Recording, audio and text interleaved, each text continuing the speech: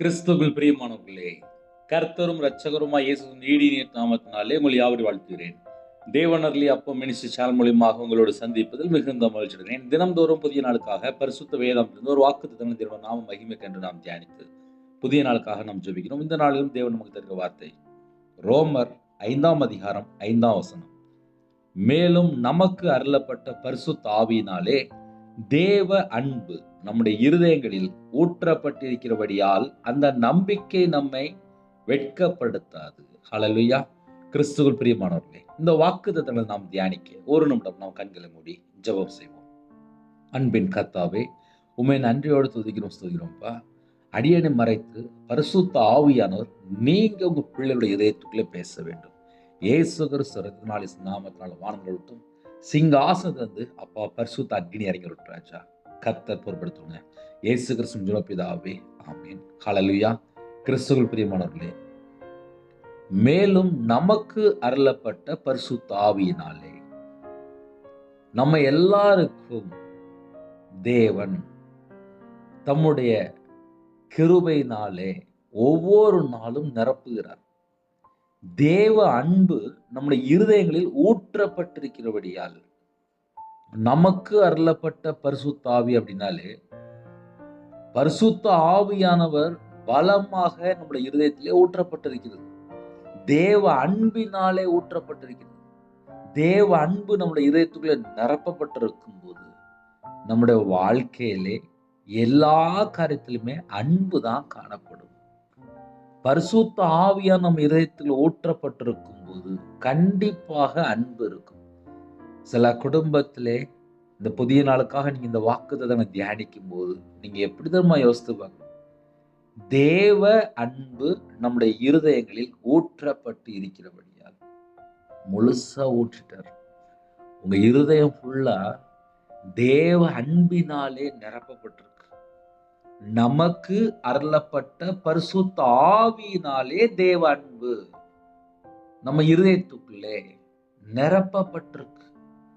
இந்த வேர்டு நீங்க ரொம்ப கரெக்டா யோசிக்கணும். ஏன்னா சில குடும்பத்துல இந்த வசனத்தை நீங்க ஆல்ரெடி தியானிச்சிருப்பீங்க. நமக்கு அருளப்பட்ட பரிசுத்த ஆவியினாலே நம்ம எல்லாருக்கும் பரிசுத்த ஆவியினால நிரப்பியிருக்கிறார். பரிசுத்த ஆவியினாலே தேவ அன்பு நம்முடைய இதயத்துல ஊற்றப்பட்டிருக்கிறது. அந்த நம்பிக்கை நம்மை வெட்கப்படுத்தாது. நேற்று தினத்திலே ஒரு தாயார் ஜெபிக்க வந்தாங்க. அந்த தாயாருக்கு 49 வயசு அப்படின்னாங்க. அவங்க டீச்சர் தான். அவங்க சொல்லும்போது சொன்னாங்க, என் குடும்பத்திலே ஒரே போராட்டம், அடிக்கடி சண்டை வருது. அப்ப என்ன செய்யணும்?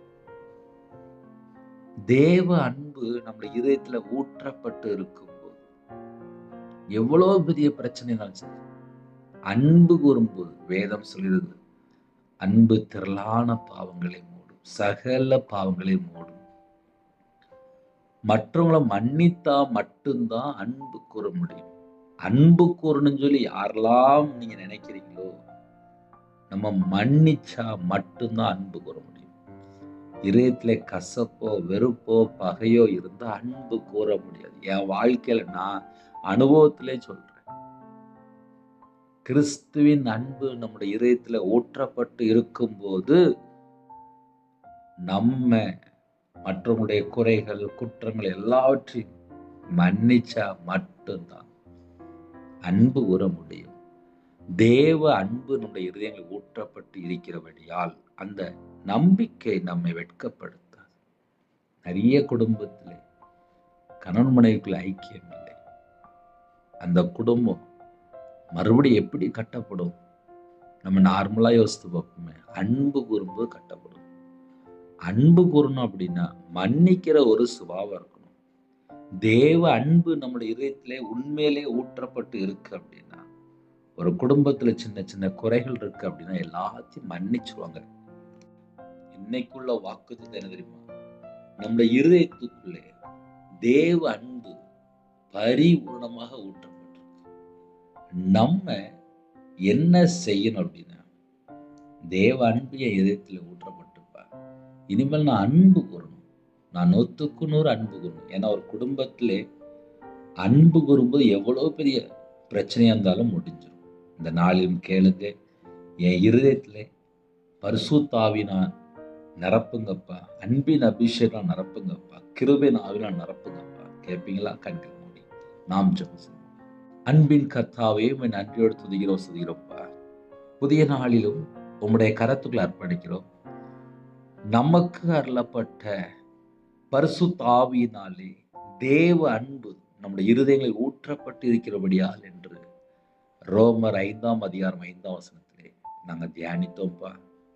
உங்க பிள்ளைகளுக்கு அவங்களுடைய இருதயத்துக்குள்ளே தேவ அன்பு ஊற்றப்படட்டும்ப்பா, தேவ அன்பு ஊற்றப்படட்டும்ப்பா. இயேசு கிறிஸ்து ரத்தத்தினாலே, இயேசு கிறிஸ்து நாமத்தினால வானம் திறப்படட்டும்ப்பா. யாரெல்லாம் இணைந்திருக்காங்களோ, எந்த நாட்டுக்குள்ள இணைந்திருக்காங்களோ, எந்த இடத்துல இருக்கிறாங்களோ, தேவ அன்பு பரிபூர்ணமாக ஊற்றப்படட்டும். கர்த்தருடைய கரம் பிள்ளைகள் மேல கரம் அப்பா வைங்கப்பா, பிள்ளைகள் மேல வைங்கப்பா. பரிபூர்ணமாக அப்பா அன்பின் அபிஷேகம் நிரப்பப்பட்ட பாத்திரமா மாறட்டும்ப்பா. கர்த்தர் பொறுப்படுத்தலும் கிருபையால் நிரப்புங்க.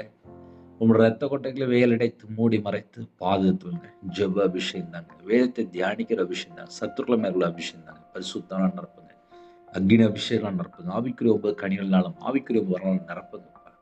எல்லா குடும்பத்தையும் கர்த்தர் ஆசீர்வதிங்கப்பா. இந்த நாளை சகல கருத்தையும் ஆசீர்வதித்து செழிப்பாக மாற்றித்தான் 24 மணி நேரம் முன்னும் பின்னுமா தேவதூர் நிப்பாட்டி எல்லா குடும்பத்தையும் கர்த்தர் ஆசீர்வதிக்க வேண்டும். யாரெல்லாம் ஜெபிக்கணும், உன்னோட வாழ்க்கையில என்னென்ன தடை இருக்கோ, என்னென்ன பிரச்சனைக்கோ, என்னென்ன போராட்டம் இருக்கோ, எல்லாவற்றையும் நீக்கி ஆசீர்வதிங்க.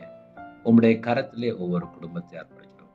கர்த்தர் பொறுப்படுதல் துதிகன மகிமையெல்லாம் ஒவ்வொருவருக்கே செலுத்துகிறோம். இயேசு கிறிஸ்துவின் பிதாவே, ஆமென். God bless you. Thanks for watching. Please subscribe our channel. Click the like and share. Click the bell. God bless you.